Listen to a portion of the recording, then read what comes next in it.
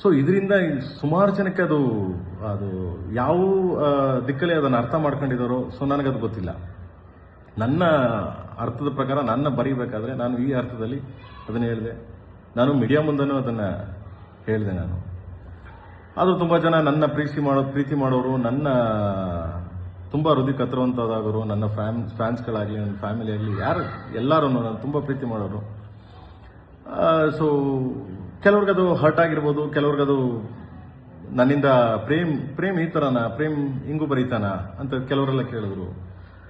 So ನಾನು ಒಬ್ಬ ಸಾಹಿತಿ ಆದಮೇಲೆ ಸಾಹಿತ್ಯ ರಚನೆ ಮಾಡಬೇಕಾದ್ರೆ ಹಾಗೂ ಬರೀಬೇಕು, ಹೀಗೂ ಬರೀಬೇಕು, ಎಲ್ಲ ಥರ ಬರೀಬೇಕು. ಬಟ್ ಹಂಗನ್ಬಿಟ್ಟು ಕೀಳು ಭಾವನೆಯಲ್ಲಿ ಯಾರ್ದು ಕೀಳು ಮಟ್ಟದ ಸಾಹಿತ್ಯಗಳನ್ನ ಬರೀಬಾರ್ದು.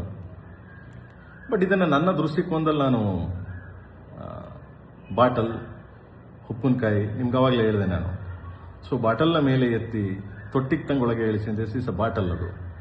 ಸೊ ಅದನ್ನು ಬೇರೆ ಬೇರೆ ಅರ್ಥದಲ್ಲಿ ಕಲ್ಪನೆ ಮಾಡ್ಕೊಂಡ್ರು, ಬೇರೆ ಬೇರೆ ಅರ್ಥದಲ್ಲಿ ಇದು ಮಾಡ್ಕೊಂಡು ನನ್ನನ್ನು, ನನ್ನ ಫ್ಯಾಮಿಲಿನ, ನನ್ನ ಕೆಟ್ಟ ಅಬ್ಯೂಸ್ ಮಾಡ್ಕೊಂಡು ತುಂಬ ಲೈಕ್ಸು ಕಾಮೆಂಟ್ಸ್ಗೋಸ್ಕರ ಮಾಡ್ತಾ ಇದ್ದೀರಾ. ಎನಿವೆ ಥ್ಯಾಂಕ್ಸ್, ಅವ್ರಿಗೆಲ್ಲ ಒಳ್ಳೇದಾಗಲಿ. ಯಾರ್ಯಾರು ನನ್ನ ಕಾಲು ಎಳಿಬೇಕು, ನನ್ನ ಬಗ್ಗೆ ಕೀಳಾಗಿ ಮಾತಾಡಬೇಕು ಅನ್ನೋದೆಲ್ಲ ಸೊ ಅದು ನಿಮಗೆ ಬಿಟ್ಟಿದ್ದು. ಏನು ಮಾಡೋಕ್ಕಾಗಲ್ಲ, ಅದನ್ನು